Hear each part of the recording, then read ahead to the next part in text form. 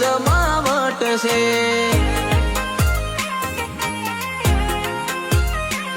હો સપનું હતું એ આજે હકીકત છે.